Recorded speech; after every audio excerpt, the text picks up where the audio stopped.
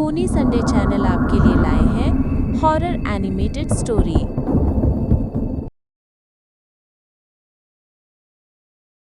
ये कहानी एक पिज्जा डिलीवरी बॉय के साथ हुई एक सच्ची घटना पर आधारित है।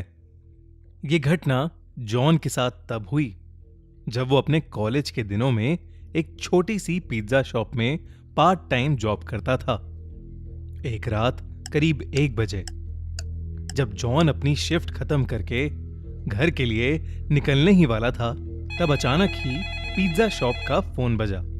जॉन ने फोन उठाया तो कोई आदमी बहुत ही सहमी आवाज में ऑर्डर दे रहा था। पहले तो जॉन ने ऑर्डर लेने से मना करने का सोचा, क्योंकि पिज्जा शॉप का क्लोजिंग टाइम ऑलरेडी हो चुका था। मगर जब उस आदमी ने 4 लार्ज साइज पिज्जा ऑर्डर किए तो जॉन ने ऑर्डर ले लिया, क्योंकि अक्सर बड़े ऑर्डर पर एक अच्छी खासी टिप भी मिलती थी और जॉन को पैसों की जरूरत भी थी। जॉन जल्द से जल्द पिज्जा लेकर डिलीवरी करने निकल पड़ा। डिलीवरी एड्रेस उस पिज्जा शॉप से काफी दूर शहर के आउटस्कर्ट्स में था। देर रात हो चुकी थी और वो रास्ता भी काफी सुनसान था। सड़क कच्ची थी और उसके दोनों तरफ बहुत सारे जंगली पेड़ पौधे थे।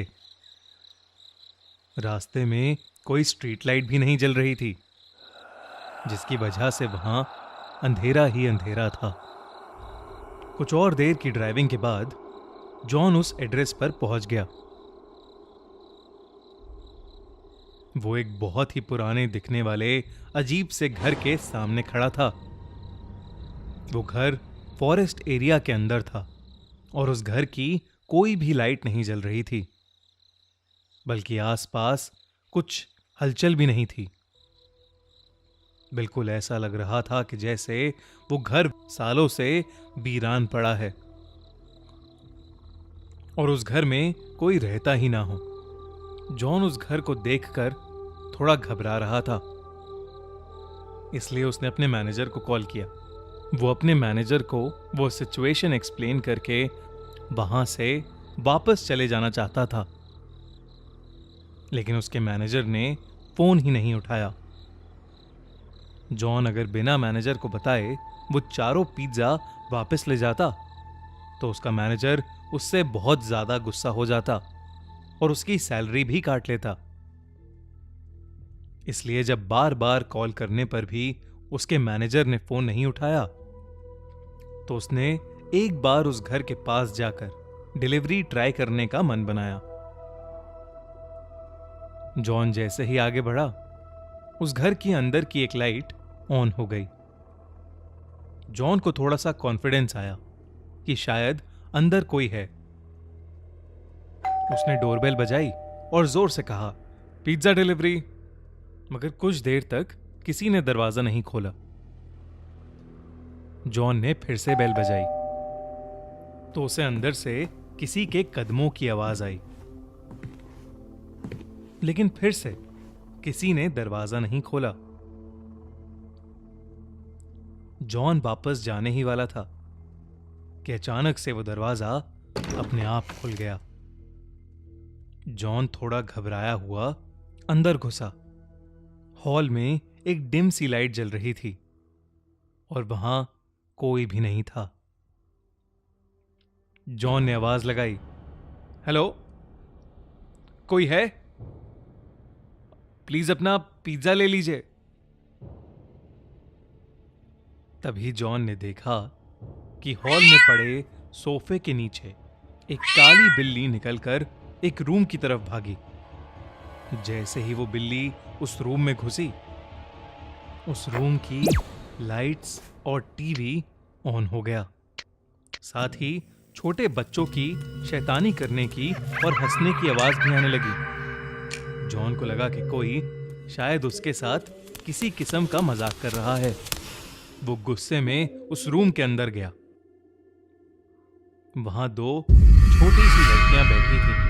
वो दोनों वहां बेड पर बैठे बैठे जॉन को अजीब तरीके से घूरे जा रही थीं।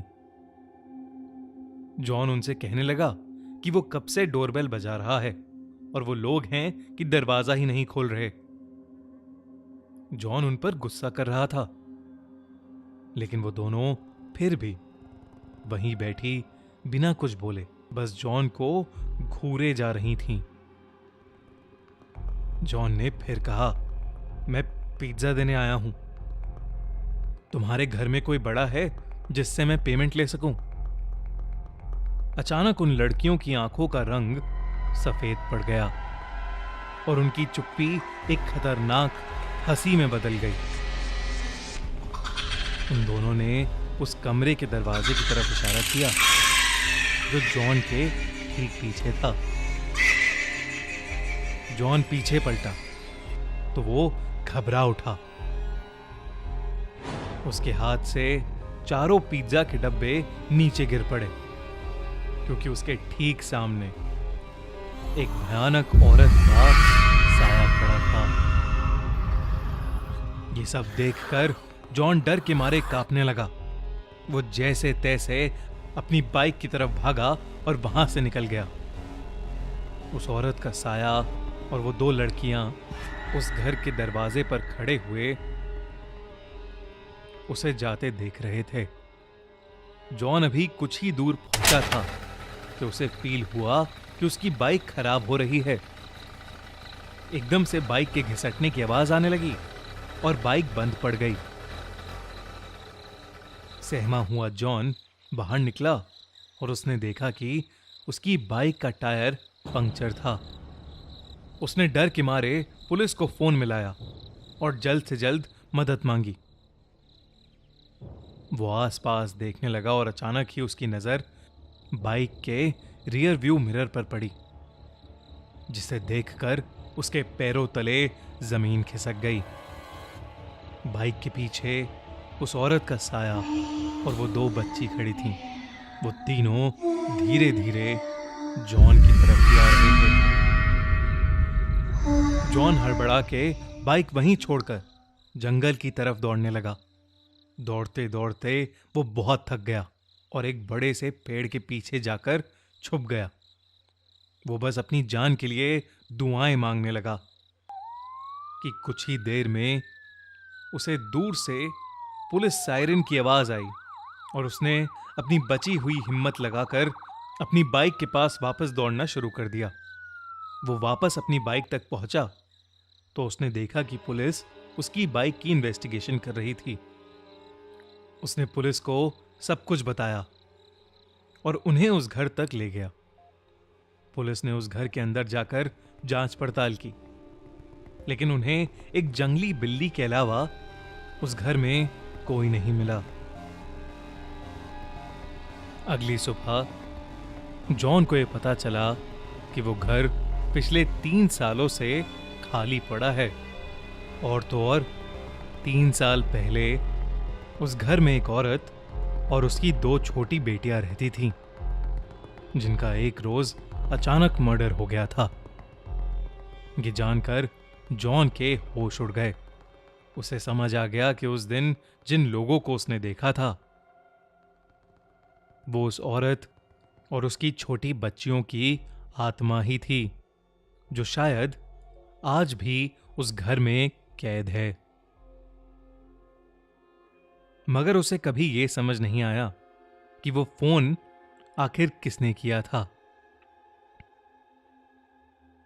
इस हादसे के बाद जॉन ने पिज्जा डिलीवरी की नौकरी छोड़ दी, लेकिन वो जब भी वो हादसा याद करता है तो बुरी तरह कांप उठता है।